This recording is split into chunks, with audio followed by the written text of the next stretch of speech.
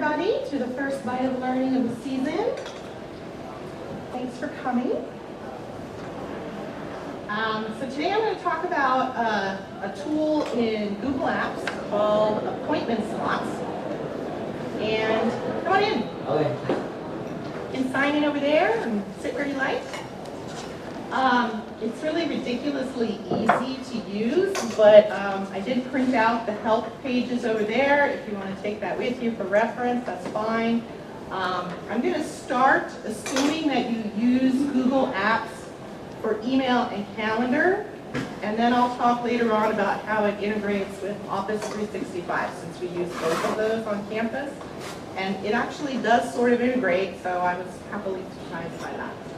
So basically all you have to do to create an appointment slot is go to your regular calendar, and I think you have to be in week view or day view. I don't think it works in month view. So suppose I wanted to create like some office hours for Thursday morning from say 10 to 12. So I go to the calendar and I just double click or click, and actually, sorry, I did the wrong thing. You're supposed to click, not double click. So 10 o'clock, click. Because if you click, it gives you the option to choose between an event and appointment slots. So we want to choose appointment slots and give it a title. So, and I think you can change the range. So you can offer either a single slot, or you can have Google automatically chop it up into multiple slots of the same time. So I'm going to keep it as 30 minutes, and then I'm going to go to edit details, because there I think I could change it, yes. So I could change it here to 12 p.m. and still keep it as 30 minutes.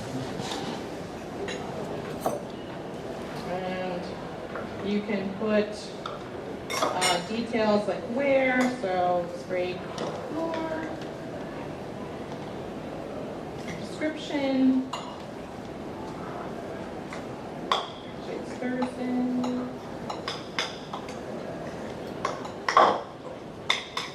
And you can also set it up to be a repeating appointment slot if you want to have that same slot over multiple weeks. So I'm just going to set it up as one because I don't want to mess up my calendar too much. And so the cool thing is you don't have to share your calendar. You don't have to do any of that. All you have to do is copy this URL. And you can then put that URL in email, on a web page, on a Sakai site, wherever you want to share these appointment slots. So what I'm going to do is actually email that to Jeho. And he's kindly agreed to be my guinea pig.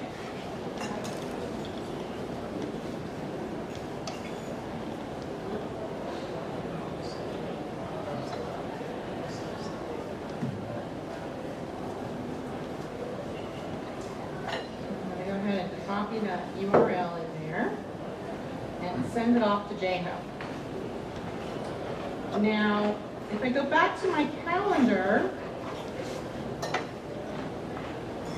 hold on, Jeho, I have to save this. So you'll see it creates an appointment. I mean, it looks like it blocks out my time on the calendar, which is the good thing. Okay, and now Jeho's going to have that link. He's going to go ahead and open it up. He's going to have to log into Google, but it can be any Gmail account. It doesn't have to be our Google Apps for Education domain. It can be any one. And he'll get sort of like an invitation, and he'll choose which slot he wants and send it back to me. Yes? On that previous page, there was a spot to enter guest email addresses. Would they just get an invitation out? I think so, yeah. I haven't actually tried that, to tell you the truth. So is that working? Yeah. All right, so I think it...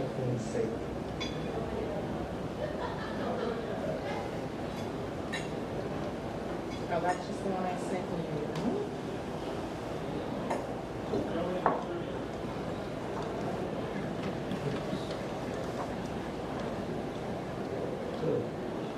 You got my invitation.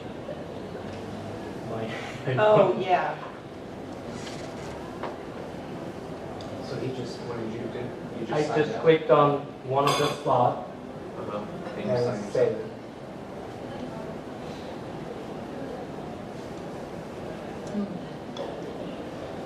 it.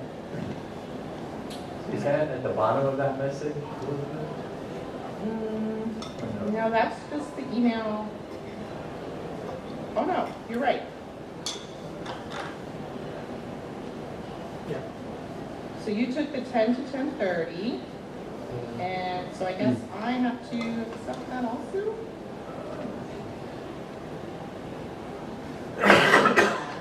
Okay, yeah.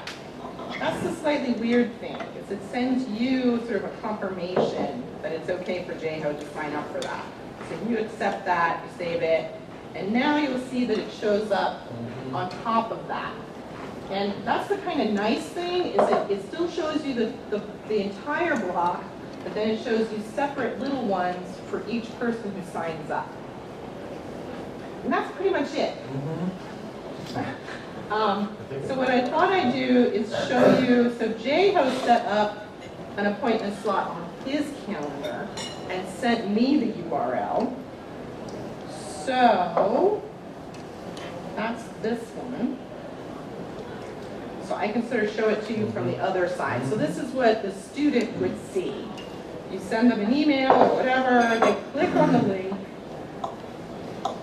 and it shows them the open slots. So I could take the Friday at 2 p.m.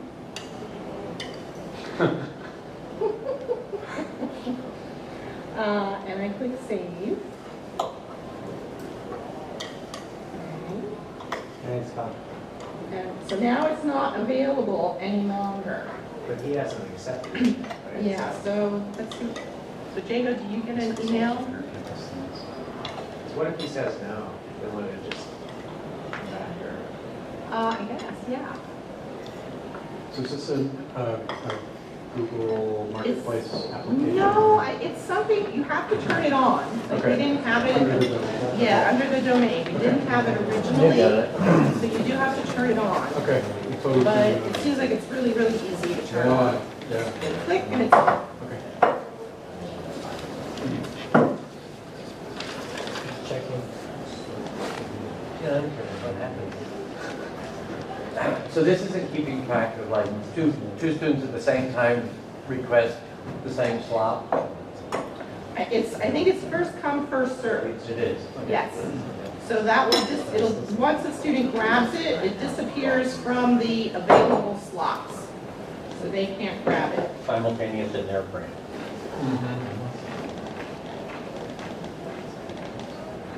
Okay, so did you accept it, Jeho? I haven't guessed. You might, did you turn off forwarding on Google?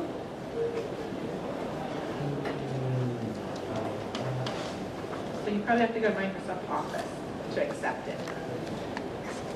So at CIS, we're using Office 365. So it's a little more confusing for us. I turned off, usually I have my mail from my Gmail amount, my Gmail email forwards to my Office 365. I turned that off so that everything would be in Google for today. But I think J.O. did not. So that's the delay. Because it should now, okay. So if I refresh this, okay, so it shows me, then there it is. Okay, so this is my appointment slots that I created, and here's the one Jeho signed up for, and this is the one I signed up for on Jeho's calendar. Okay, so that's pretty much it. Any questions on that, what I've covered so far? I know you missed the beginning. That's all right. It's really, really easy. The only part you missed is when you go to ahead, say you want to create an office hour slot that students can sign up for. All you have to do is go to your Google Calendar, and click, and I think week view or day view, and you just single click, because then it brings up this, where you can choose whether it's an event or an appointment slot. And you choose appointment slot, and then the rest is pretty straightforward. You can divvy that slot up into multiple slots. Say 30 minutes, half an hour, 15 minutes, whatever you want. And then what happens is you get a URL that you can copy and paste into an email, a web page, a Sakai page, whatever you want. That's how you advertise it. The students will just click on that URL, and even though you created this on your personal Google Calendar, they only see the appointment slots. They don't see anything else of your calendar. So that's what's really nice. You don't have to share your calendar. All they see are the appointment slots. So like this is this is J-Hose that he sent to me. All I see are the slots. So now the only difference with Office 365. So if you're on Office 365 and you want to use this, what you do is you forward your Gmail to your Office 365 account, which is probably already done, otherwise you'd be getting mail in 2 places. And then you just go, just like we did here, you go to your Google Calendar, you create the appointment slot. What happens is, and you advertise that URL, just like we did before. So what happens after that is when the student or a colleague clicks on that appointment slot and signs up for it, that email invitation goes to your Office 365. You accept it, and it actually will appear on your Office 365 calendar, which is really nice. And you have to accept it, so that it's kind of like almost a 3-step process. You advertise it, they sign up, you accept it, and then it appears on both your calendars.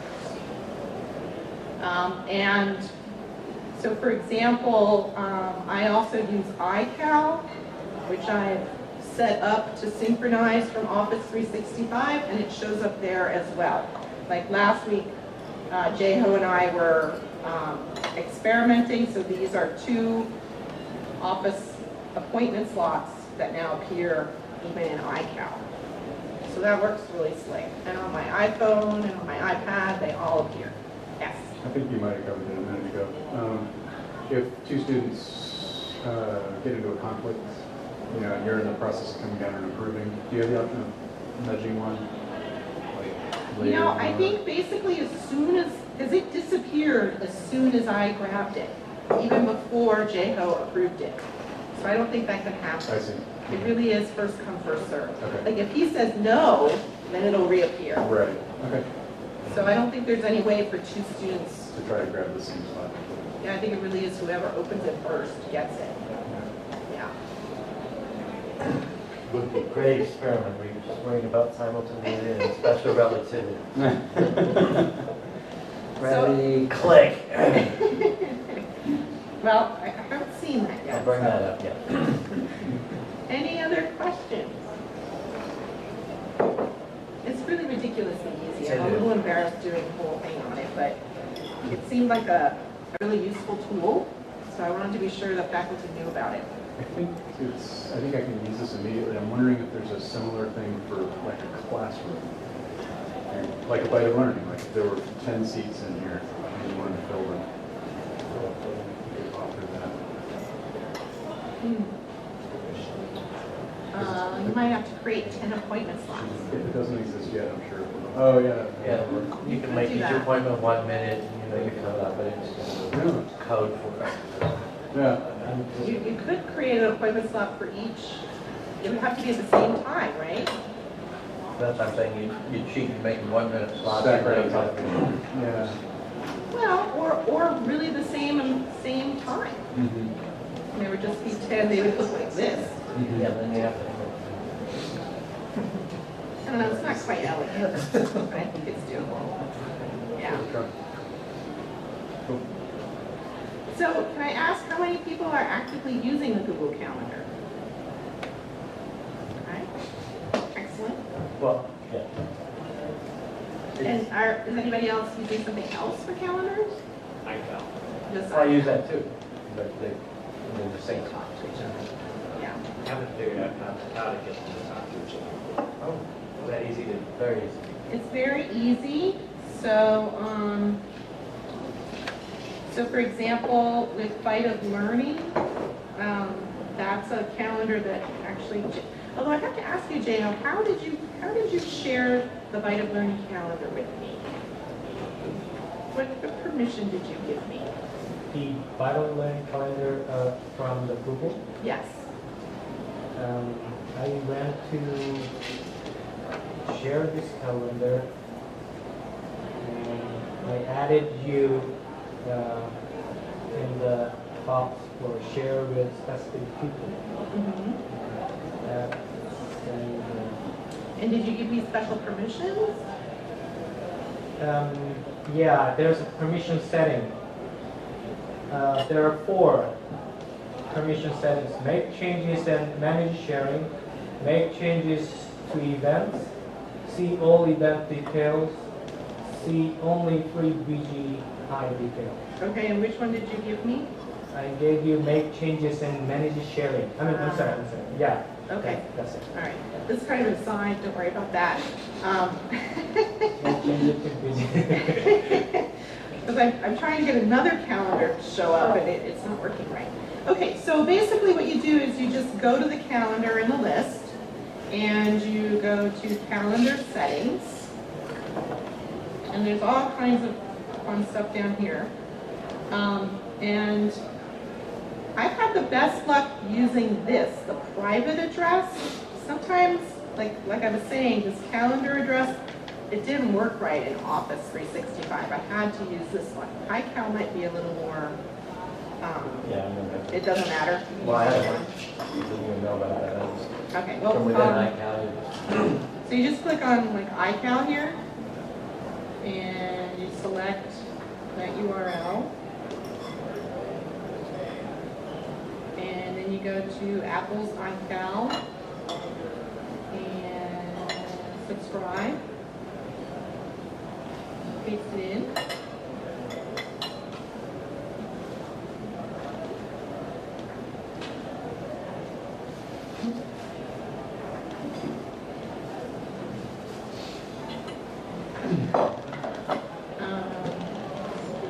Purple color. And you tell it how often to refresh. Every hour maybe. There it is. Now, is that just retrieving from Google, or is it too late? So it should show up in your calendar, so depending on how you select, and if you click on the calendars button, you can select one of those as the active one. If it's a Google Calendar and you put in a new event, Yeah. it'll immediately get pushed to To Google. go, it does get pushed? Yeah. The language of, subscribe to maybe things. Yeah. Well, at least that's the way I set mine now. Okay. I don't recall setting it this way, so maybe this is merely a feed. Oh, so you went into, I just added Here? it, yeah, as an account. that probably works better. Yeah, so if you add, you just put in your Google qualifications there, so zg.hnc.edu, rich calendar, and, Aha. yep. Oh, yeah. Yeah, this will work much better, thank you. No, it's not a problem.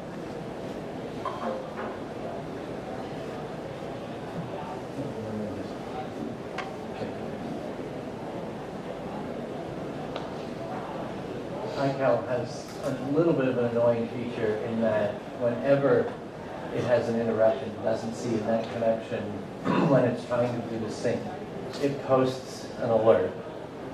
So anytime I change network and You have to unplugging, yes, iCal is yelling at me. That's a serious event in Cupertino if the network drops. Something Yeah, is but- wrong.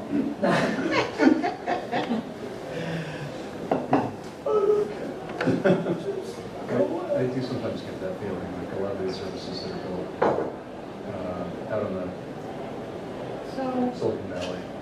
you probably can't do that with shared calendars. Yeah, but you Probably close only it. during the personal calendar when you have it that way. So, but that's still much better. Yeah. Okay, Pretty simple.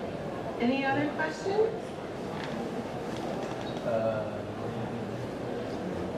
Okay. Awesome. Well, that was quick. Yeah, well. But The rest, Cynthia, did you have any questions? Were you did you have an idea of using this? Well, and I want to learn more because I'm not using it and I'm kind of embarrassed to say, I don't even know how to get to the calendar. So Do you know how to log into Google? therein lies my problem. Okay. Because I certainly use cover that. Exchange so often. Yes. I do know my Gmail account is active, you're right, or else I wouldn't be getting emails. So let me log out and I can show you from the beginning. That would be great.